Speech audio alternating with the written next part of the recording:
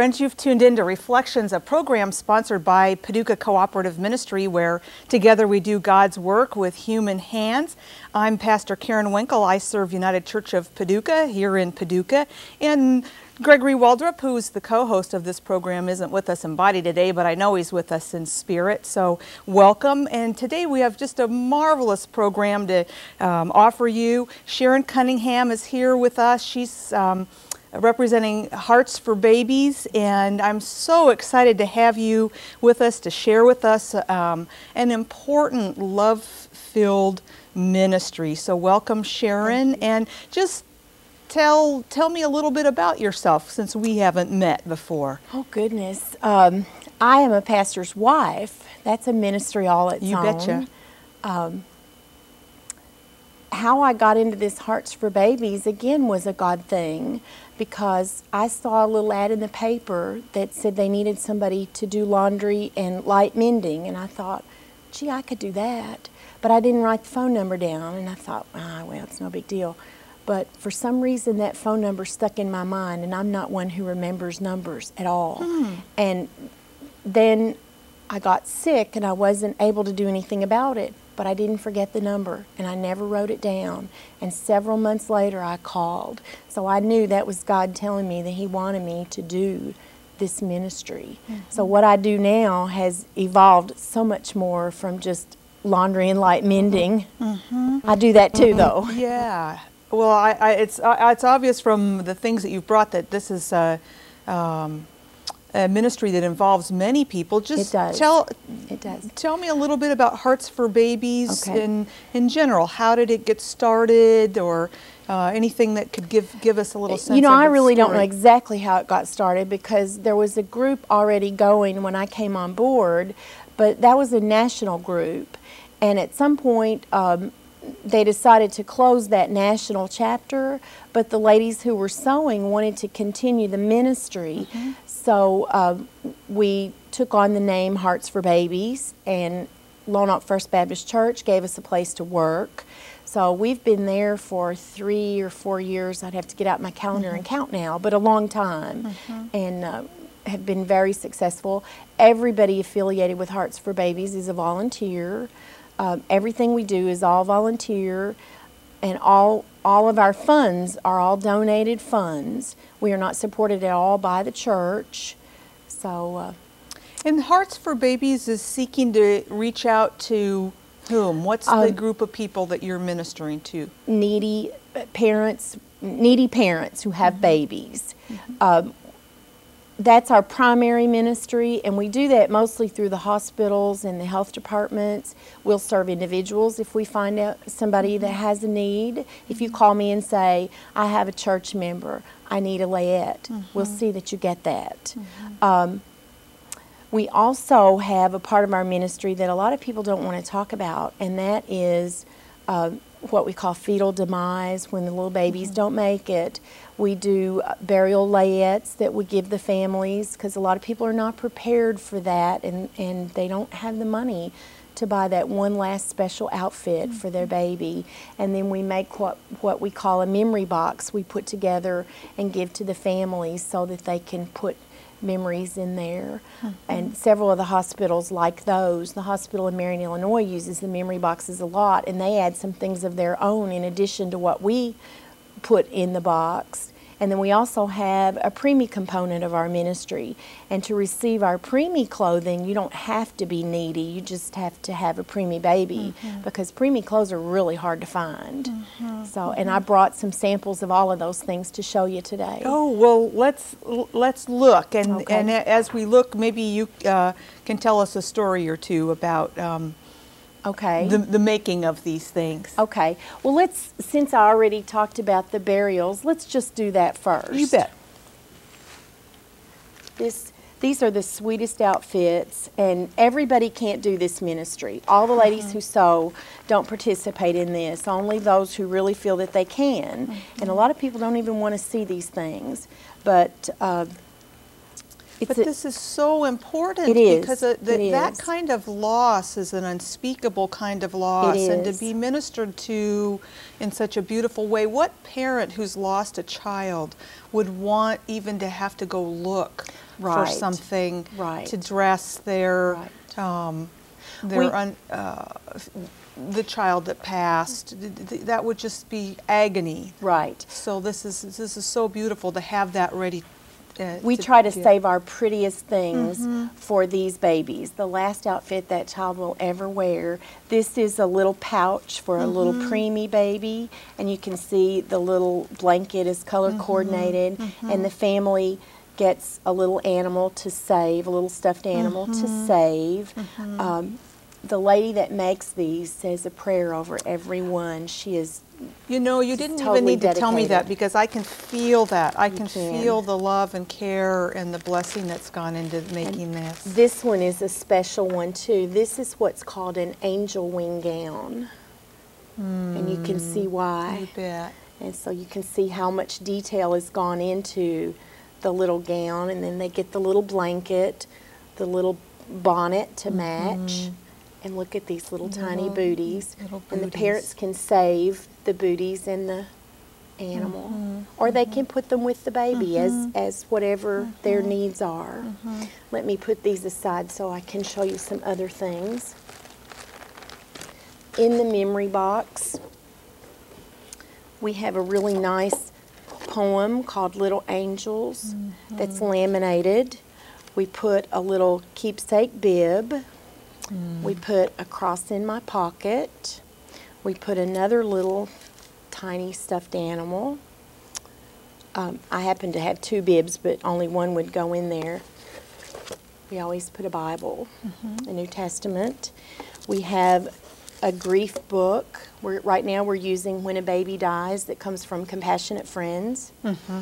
And we have a little bracelet for the mom to wear.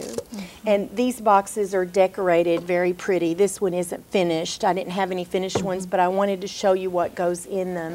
And then the parents can add photographs or whatever they like to it. Sometimes the nurses will add more things to the boxes. And that's another thing too. When we deliver these things, most of the time we don't see the parents who get them. We will see the nurses or the representatives from the hospital or a health department, social service agencies, wherever.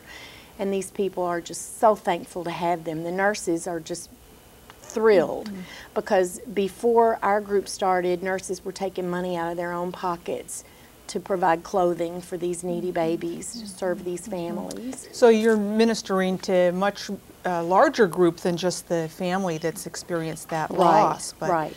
yeah, because I would have to think it would break the heart of a nurse or a doctor to know that a family had a need and they couldn't meet that. That's a beautiful thing. So you'd get a telephone call from the hospital or from the health department alerting you to that need, and then someone would take that over. Yes. Actually, I'm the one who does those calls. I don't sew.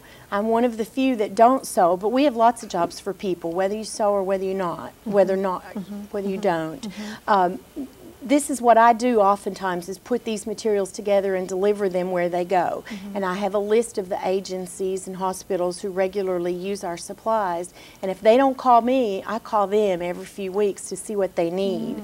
And so we may take as many as 20 layettes to one hospital at a time. But if they have a need in between, they'll call, because they all have my number, or they have other officers' numbers as well. They'll call us and say, we need a layette now, or we need burial outfits. So we get them to them as quickly as we can. And that's making me realize that, you know, I'm very focused on Paducah, but my guess is that you're serving an area wider than Yes, just we this are. community. We're serving this whole, I guess you would say, tri-state area, because we serve Marion, Illinois, Carbondale, Illinois, Metropolis, Illinois. We used to serve some hospitals down in Tennessee. I don't think we have anybody in Tennessee right now, but it's mostly Illinois and Kentucky right now. We have shipped things as far as Cosera. If we have a surplus of preemie things, we would ship them to Cosera. If we have really teeny tiny preemies, because most of the teeny tiny preemies will go on to Cosera. They won't always stay here in Paducah. So we would send those things there. And I brought some preemie things to show you today too. And everybody doesn't sew preemie either, because the preemies are real tiny, and some ladies don't like to do the tiny work. Here's the difference between a newborn crocheted cap and a preemie cap. big difference. Look at the booties. These are full-term booties. These are preemie booties. And then I brought a pair of preemie pajamas. These were handmade by our ladies that sew. And here is a preemie gown. And these ladies that sew waste nothing. They take the scraps and make, this is a little football they've made that matches the gown.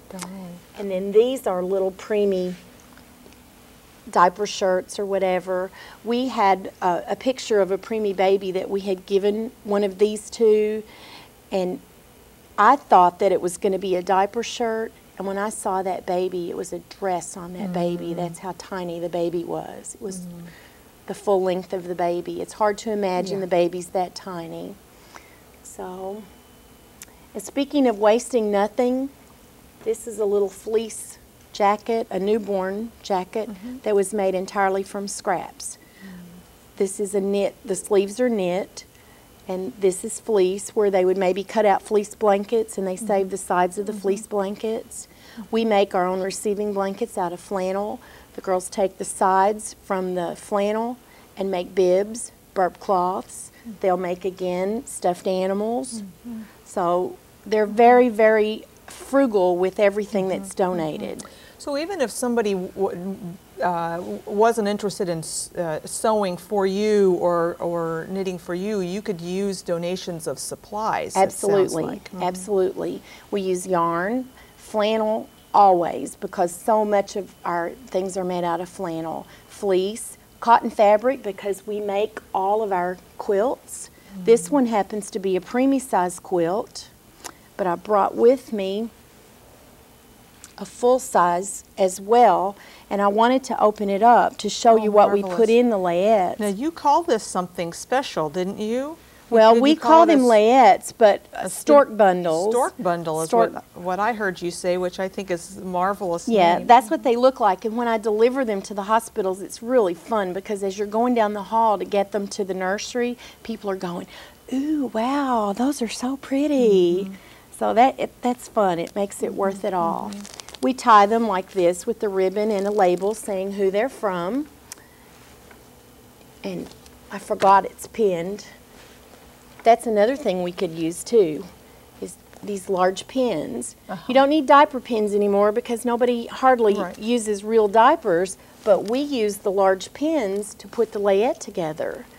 And when you start doing, we probably do 300 layettes a year or more. You start buying pins, 2 layettes per, or 2 pins per layette.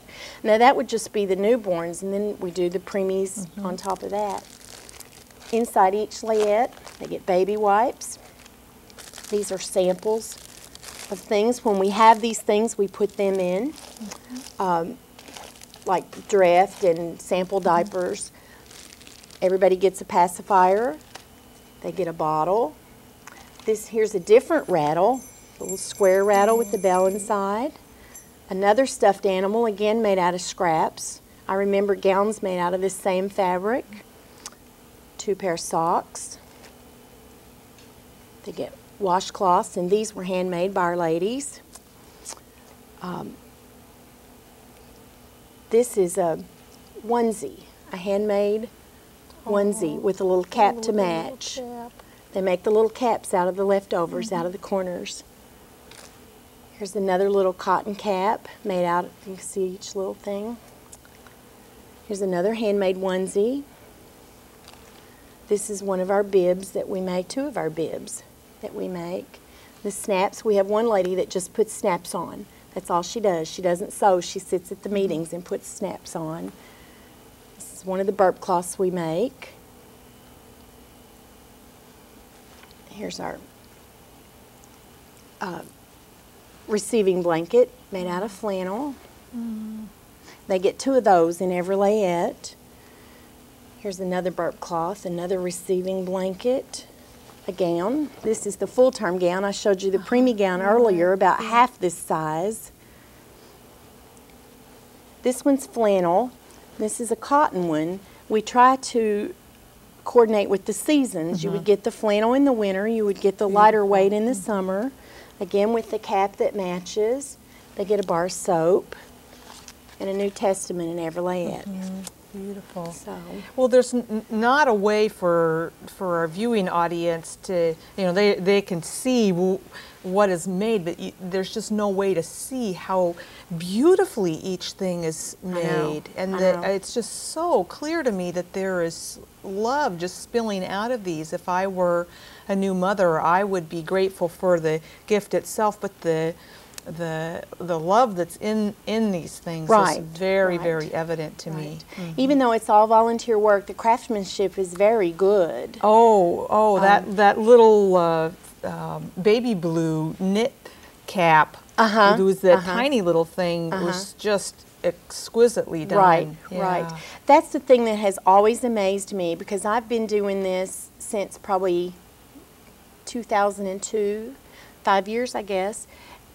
And like I told you, most of the time the people never see, the ladies who sew never see the parents or the babies, but every month, if you could see the commitment when they're there sewing, they just sew their little fingers off just to give love to someone they're never going to see. To me, that's a beautiful expression of love. Well, and that's such an indicator of the ministry that it is. Because when people are doing things out of a sense of obligation, then they do just enough to get it done. But when it's a sense of ministry, then there's an investment of self, because you're not just investing yourself, but that God is going to be speaking through something. So these, I know that occasionally you have men that are involved, but it's largely women. Absolutely. We say ladies, but it's not ladies. There are men that crochet. I'm not sure who crocheted these, but we have the crocheted Afghans. That's a beautiful one. We have one men too. that can do this. Whatever they like. I wanted to show you this sweater set. These just so totally amaze me. Oh, it's so... Again, you can't really see that on television, but in person, you see the it's detail? just so carefully and lovingly done. They've done the cap with the little booty, with the little pom pom on top, and the booties to match. And I don't crochet, but they tell me that every time you change colors, that's more difficult. And look at all the color changes that have been done on here. The ribbons that are added. That's just a lot of love, because that's a lot of work. It is. Yeah. This is a preemie Afghan. It's a little smaller. Again, gorgeous. It is. Gorgeous. It is just gorgeous. There are some talented folks out there, without a doubt. So to go back to my question, because I did want to be sure that we touched on the fact that men can be involved in this. In fact, are. Yes. But you're gathering once a month. Is that? Yes. We meet the first Wednesday of every month from 9:30 to 1:30 at Lone Oak First Baptist Church. They provide us a room for storage, and then they let us use one of their larger Sunday school rooms. And once a month we go in there and set up our sewing machines, set up our cutting tables, and we'll have as many as 20, 25 people come in and sew. And they sew, these people come in, I say women, ladies, but we know we have men too. These people come in, they start at 9:30, they don't stop till 1:30. Some of them are still cleaning up and dragging out at 2, and sometimes they don't even stop for lunch. Most of the time they'll bring a sandwich. Sometimes somebody will make a run to Wendy's for a quick lunch, but they want to sew. And we socialize, we have a good time, but it's mostly work. So. Well, and the work is the food. I'm thinking, that's it's so rewarding for the people that are involved. That's ministering to them as they minister to others. Well, it sounds to me like there's also a need for funds, because there's some things that go in here that need to be purchased. Yes. And how do people find you to help supply those funds?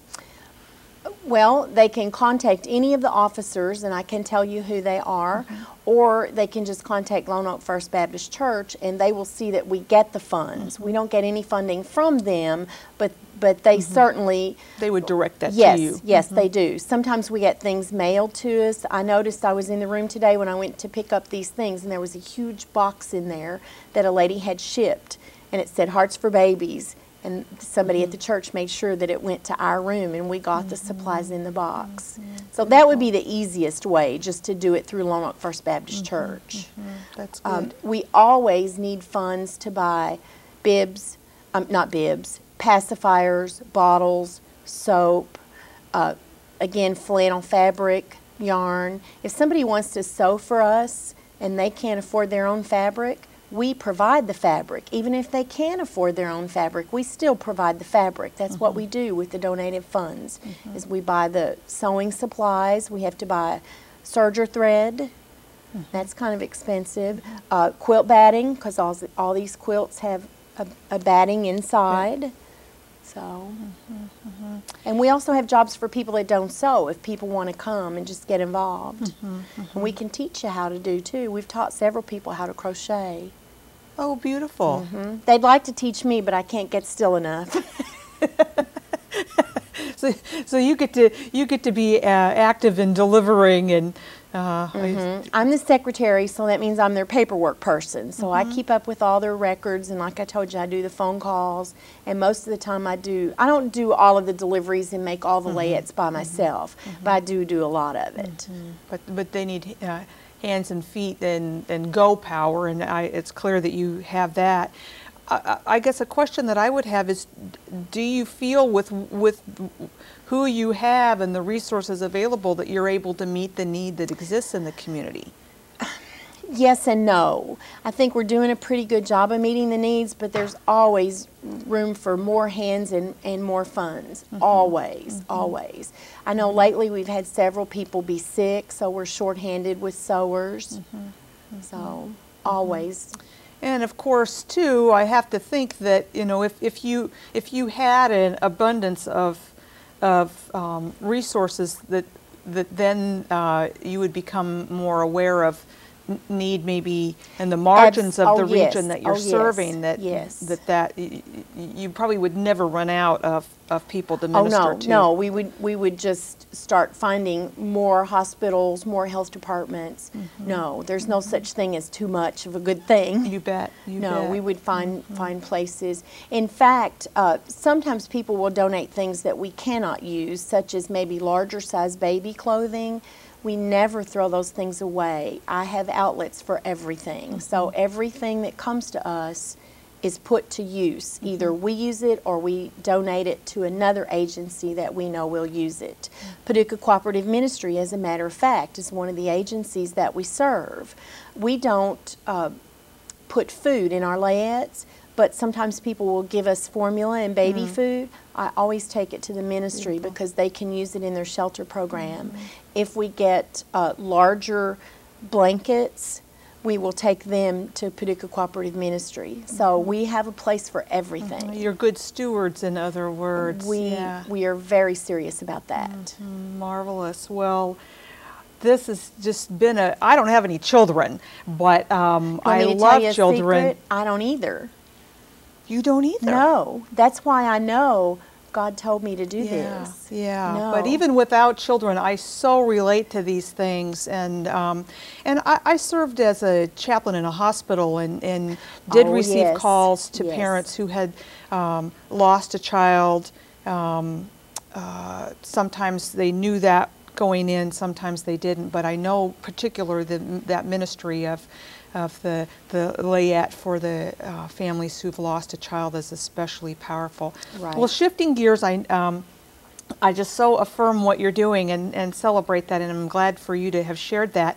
I know you brought a book to share, because I saw it on your lap. You're very observant. We didn't talk about it at all, but we've been inviting our guests this season to share with our viewers a book that uplifts your spirit, nourishes your life in God. So I would invite you to just share briefly about the book that you've brought and tell us why. Before I do that, I want to clarify something, okay? I told you I didn't have children. I've never given birth to children. I have a stepdaughter and I have 2 grandchildren, and I am living proof that the grandchildren are the best part. Not to say I don't love my stepdaughter, don't misunderstand me, but those grandbabies are mine. So I do have an appreciation for all of this through them, because I've been with them from their birthdays on. Beautiful. Okay, the book I brought is a Jan Karen book, A Light from Heaven, and I have not read this one yet, but I have read all of the rest of the books. They're called the Mitford series. Have you had? Okay. I told you that when I found this phone number in the newspaper, I got sick, and I didn't get to call for several months. I was diagnosed with breast cancer. So the people that were in this organization knew that I wanted to volunteer, but I said, oh, I can't come now, I'm sick. So I went through several surgeries and so on.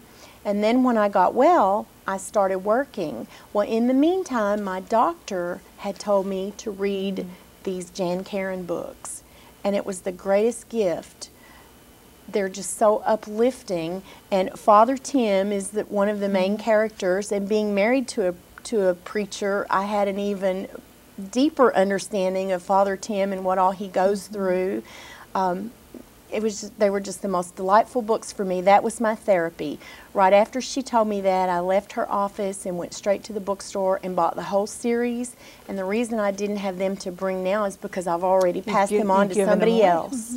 All the good stuff I pass on. You know, they're too good to just put on my closet shelf and save. Marvelous. Well, thank you. I know Jan Karen's a popular author, and that Mitford series has done for others what it has done for you, which is uplift. It was my medicine.